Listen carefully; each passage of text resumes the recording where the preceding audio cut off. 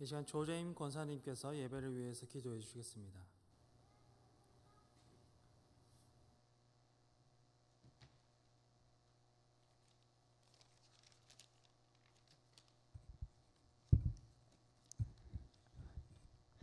길이요 진리요 생명이 되시는 하나님 아버지, 감사합니다. 오늘도 복된 주의 날 대관절 대림절 둘째 주일로 저들의 마음과 뜻과 정성으로 예배하시니 감사드립니다. 날마다 순간순간마다 모든 것이 감사의 조건들이지만 그 감사함을 깨닫지 못하고 불평불만하며 인간의 방법과 인간의 뜻대로 행한 모든 어리석음을 불쌍히 여겨 주시고 용서하여 주시기를 원하며 기도합니다.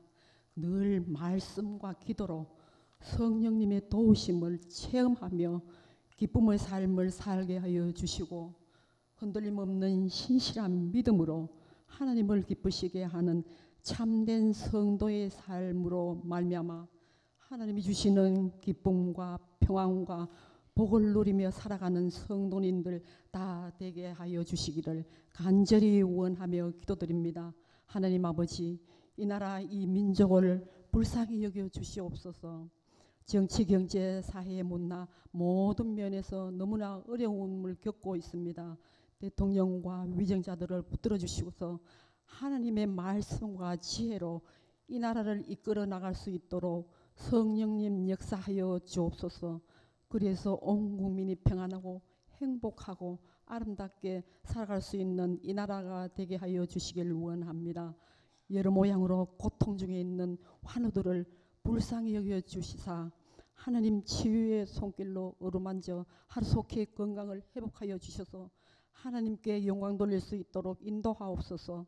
연로하신 어른들의 건강을 지켜주시고 이 세상의 모든 근심 걱정을 다 내려놓게 하시고 오직 믿음으로 천국 소망 가운데 살아가실 수 있도록 함께하여 주옵소서. 하나님 아버지, 이제 이 해도 막바지에 이르렀습니다. 교회의 모든 일들을 주님의 은혜 안에서 잘 마무리해서 유종의 미를 거둘 수 있도록 열과 성을 다하게 하여 주시기를 원하며 기도합니다. 이제 목사님 말씀 전하실 때 귀한 은혜 말씀 되게 하여 주시고 그 말씀 따라 살아갈 때에 늘 승리하는 삶 살게 하여 주옵소서.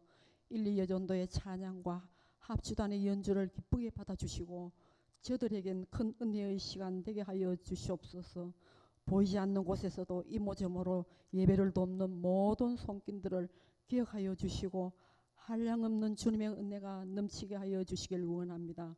구하지 못한 것들도 마음과 생각을 지키시는 하나님께서 다 이루어 주실 줄 믿사옵고 모든 것을 감사드리오며 기쁨과 소망이 되시는 예수님의 이름으로 기도드립니다. 아멘.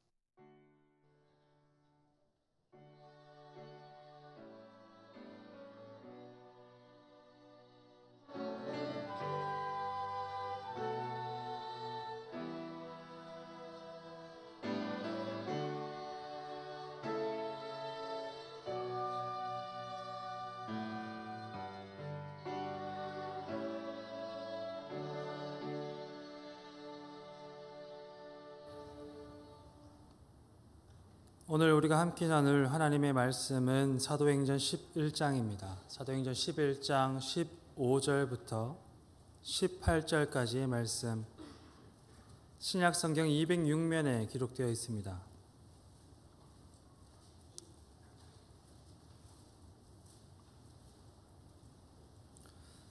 신약성경 206면에 기록된 사도행전 11장 15절부터 18절의 말씀을 번갈아 교독하시겠습니다. 내가 말을 시작할 때에 성령이 그들에게 임하시기를 처음 우리에게 하신 것과 같이 하는지라.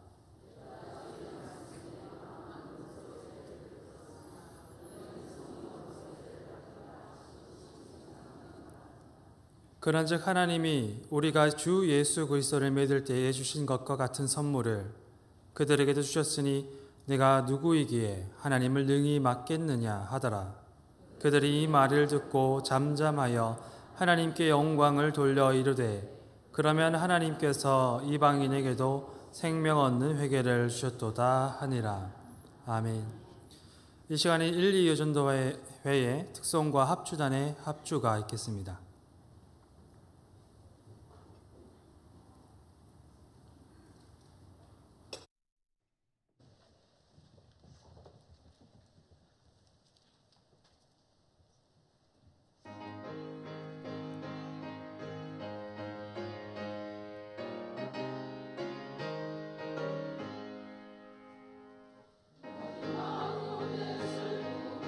아득할 때 주의 이름을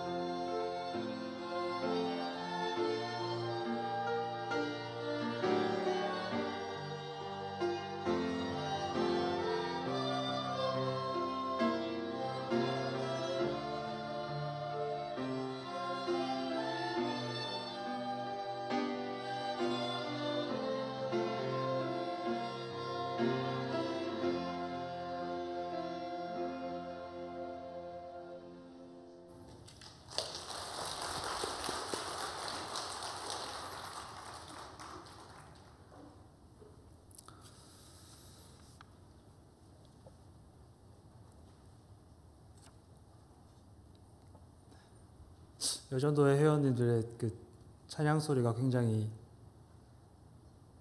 힘이 있으셔서 들으면서 참 좋다라는 생각을 했습니다.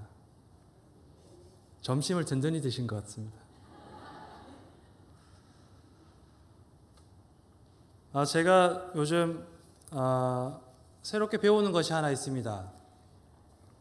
좋은 선생님을 만나서 드럼을 배우고 있는 중인데 아직 걸음마 단계라서 연주를 한다거나 그럴 수 있는 수준은 아닙니다. 제가 드럼을 배우면서 하나 새롭게 깨달은 것이 있습니다. 알고 보니까 제가 평생 오른손잡이로 살아왔다는 사실입니다. 성도님들 혹시 아셨습니까? 제가 오른손잡이라는 사실을. 평생 오른손잡이로 살다 보니 이 왼손으로 스틱을 잡고 드럼을 쳐야 하는데 잘 되지 않습니다. 제 팔인데 제 팔이 아닌 것 같은 경험들을 종종 합니다. 그래서 제 팔에게 가끔 화를 냅니다. 요즘은. 그렇게 익숙함과 새로움에 대해서 다시 한번 생각해 보게 됩니다. 사람들은 시간이 지나면 지날수록 익숙한 것에 더 익숙해지고 새로운 것을 낯설게 느끼곤 합니다. 오래된 익숙함은 전통이라는 이름으로 남아서 우리에게 주어 이어지는가 하면 한편으로는 낯선 새로운 것은 개혁이라는 이름으로 찾아오곤 합니다. 성경에서도 이 전통과 개혁에 대한 이야기를 찾을 수가 있습니다. 사도행전에서는 예수님의 부활 이후의 이야기들을 한 대목을 우리에게 전해주고 있습니다. 예수님께서 부활하시고 승천하시고 난 다음에 그 예수님을 만난 제자들에게 예수님이 이렇게 말씀하십니다. 너희는 예루살렘을 떠나지 말고 내게서 들은 바 아버지께서 약속하신 것을 기다리라. 그리고 그 말씀에 순종하여서 예루살렘에 남아있던 제자들은 예수님께서 말씀하신 것과 같이 성령님을 선물로 받게 됩니다. 이곳에 모이신 모든 성도님들께서도 하나님의 말씀에 잘 순종하셔서 그와 같이 복받는 은혜가 있으시기를 주님의 이름으로 축복합니다. 그렇게 말씀에 따라서 이 성령의 강림을 받았던 사람들은 이제 교회가 됩니다. 그 사람들을 통해서 이 교회가 탄생하게 된 것이죠.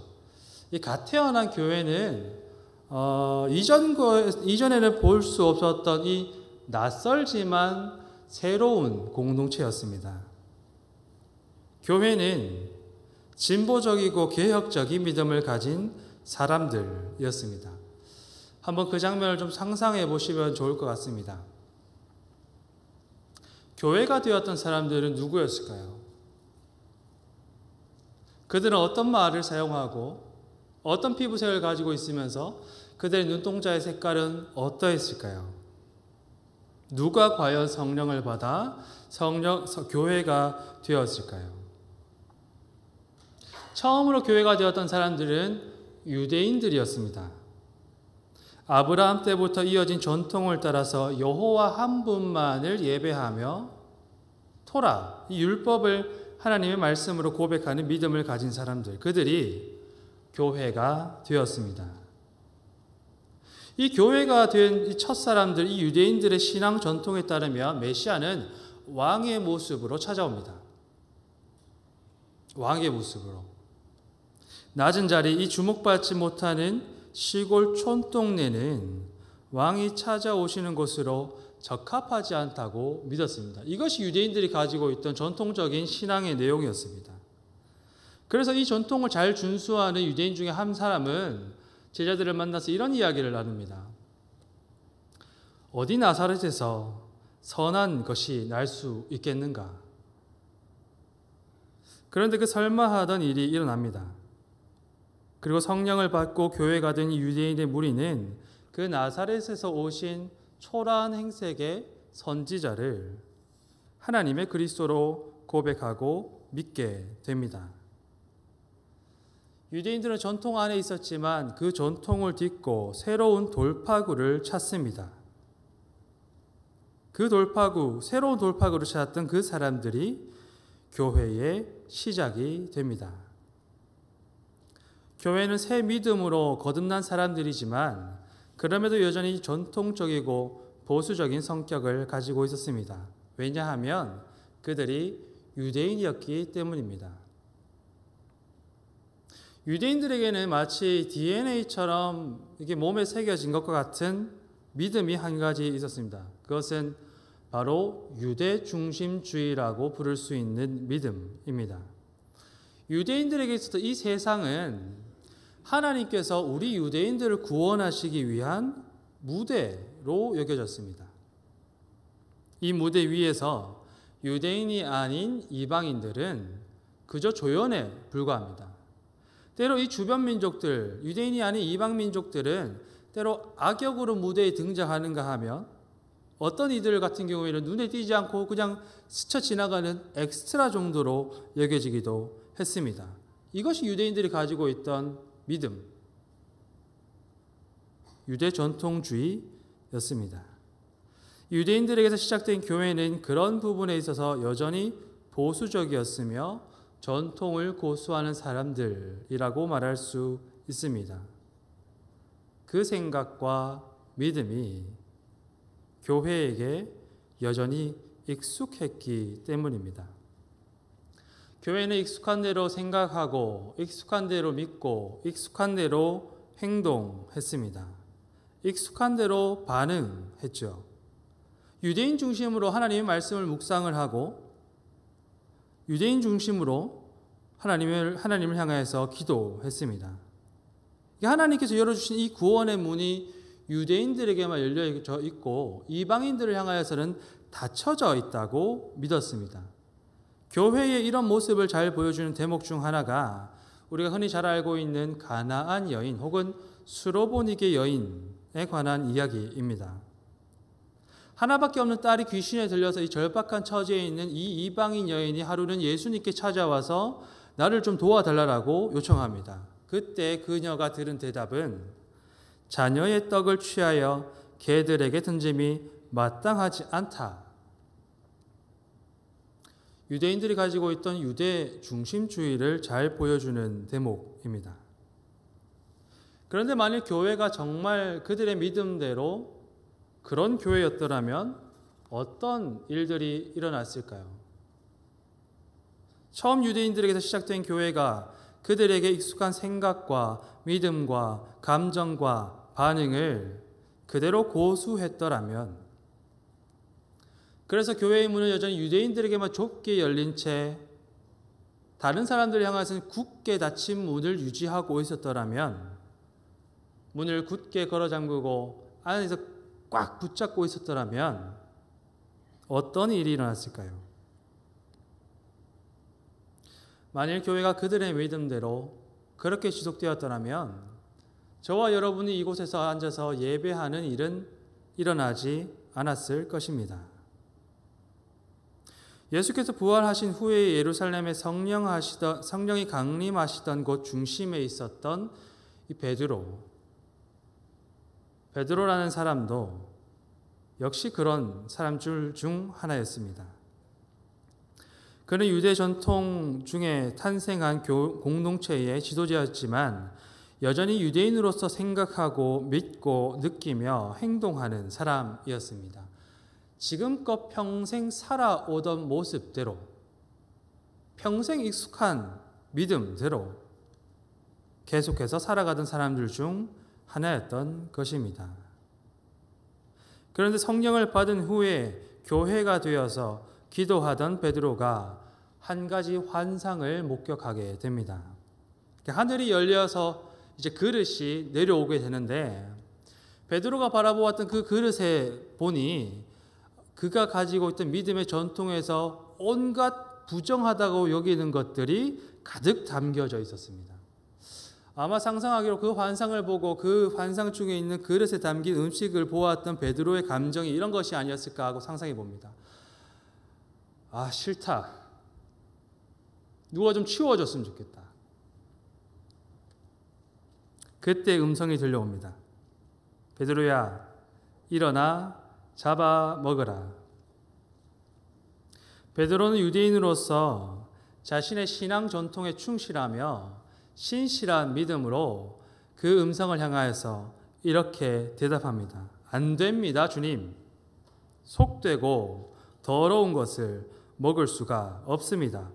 나는 내 믿음을 지키겠습니다.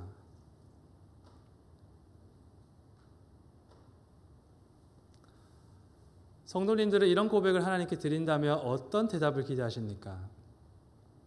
베드로도 저는 그렇게 생각합니다. 베드로도 어쩌면 칭찬받을 것을 기대하지는 않았을까? 네가 전통을 참 잘 지키는구나. 네가 네 믿음을 참 잘 지키는구나 하는 칭찬을 베드로가 기대하지 않았을까? 그런데 들려온 대답은 뜻밖입니다. 하늘의 음성은 이어서 이렇게 대답합니다. 하나님께서 깨끗하게 하신 것을 네가 속되고 더럽다고 하지 말아라. 하나님께서 깨끗하다고 하신 것을. 이 베드로의 기도가 끝난 다음에 베드로에게 집 문을 두드리는 소리가 들려옵니다.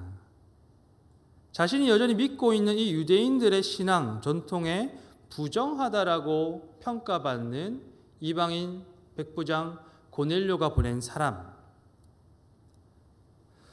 고넬료의 집에 초청을 받은 베드로는 마침내 자신이 본 환상을 통해서 하나님께서 자신에게 주시고자 하시는 그 마음과 말씀이 무엇이었는지 깨닫습니다. 그래서 베드로는 고넬료와 가족들을 향해 이렇게 이야기합니다. 이 사람들이 우리와 같이 성령을 받았으니 누가 능히 물로 세례를 베품을 금하리요 하고 명하여 예수 그리스도의 이름으로 세례를 베풀라. 베드로가 지금까지 믿고 있던 믿음의 내용을 수정합니다. 베드로가 지금까지 익숙하게 생각했던 생각의 내용과 행동을 고쳐 먹습니다.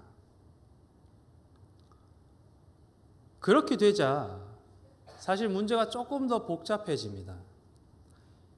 베드로가 이방인들과 교제하였다는 소식이 이 교회의 지도자들의 귀에 들어가게 된 것입니다.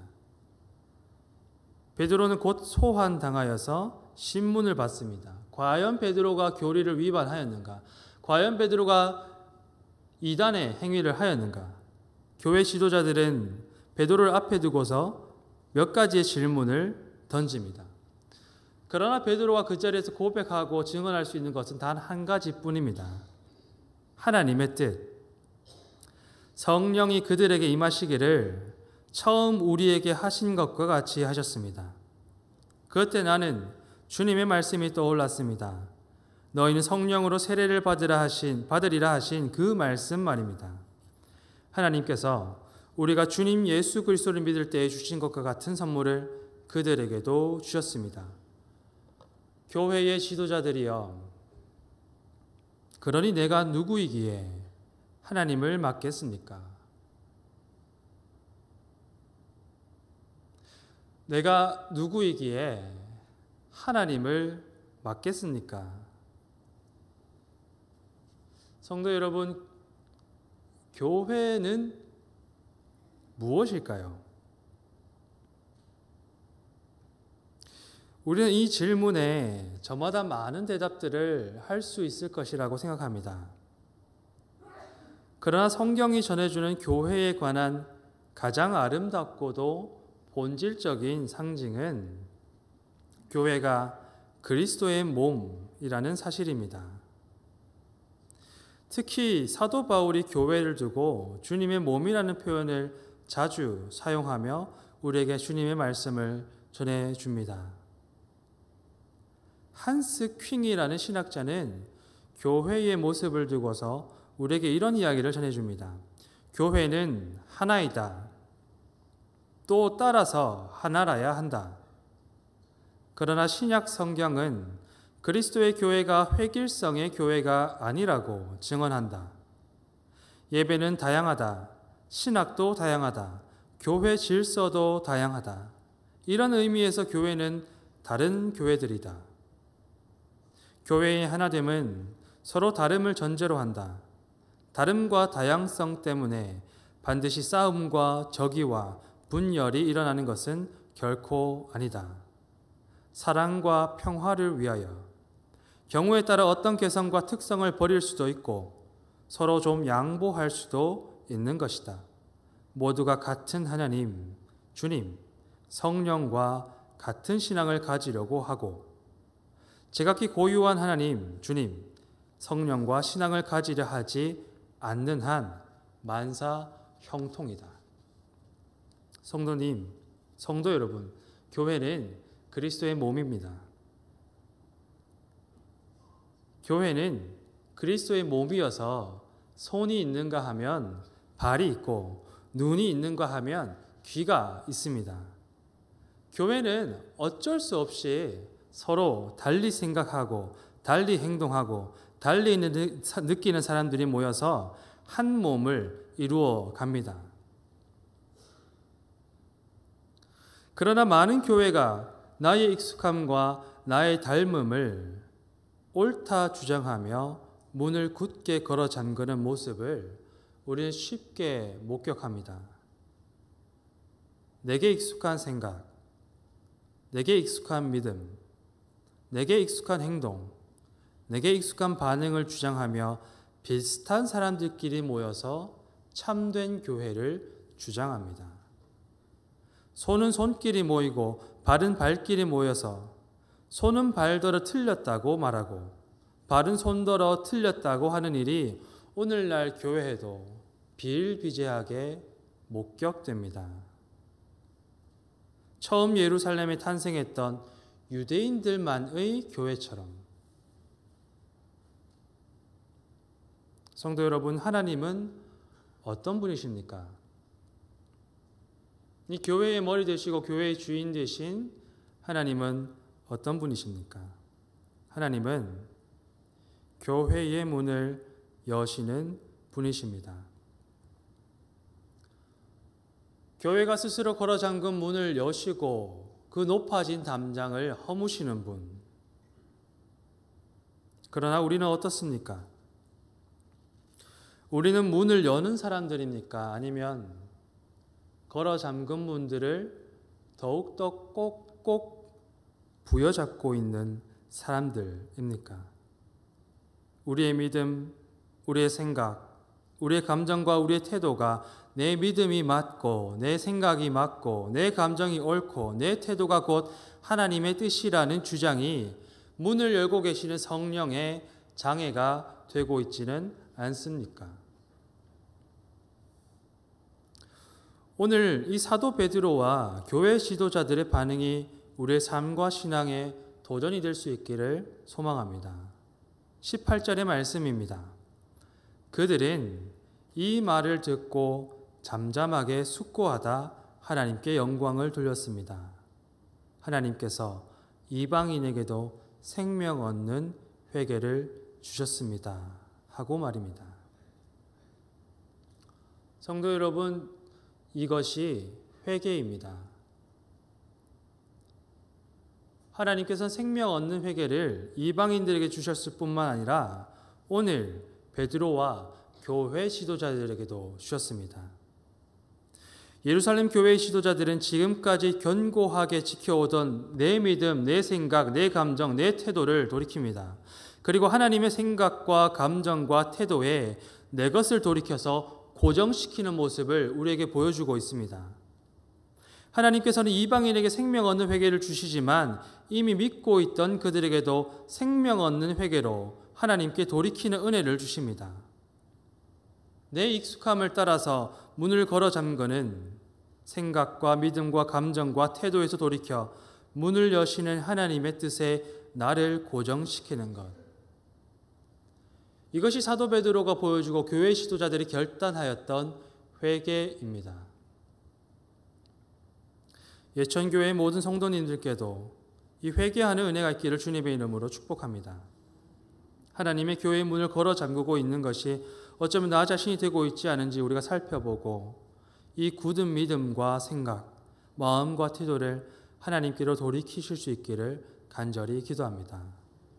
그래서 문 밖에 서서 두드리고 계신 주님께 응답하여 하나님의 교회의 문을 활짝 열고 그리스도의 몸으로서 하나를 이루어가는 주님의 복된 교회가 되시기를, 우리가 사랑과 평화를 위하여 경우에 따라 어떤 개성과 특성을 버릴 수도 있고 서로 양보하며 모두가 같은 하나님, 주님, 성령과 같은 신앙을 가진 교회가 되시기를 주님의 이름으로 축복합니다.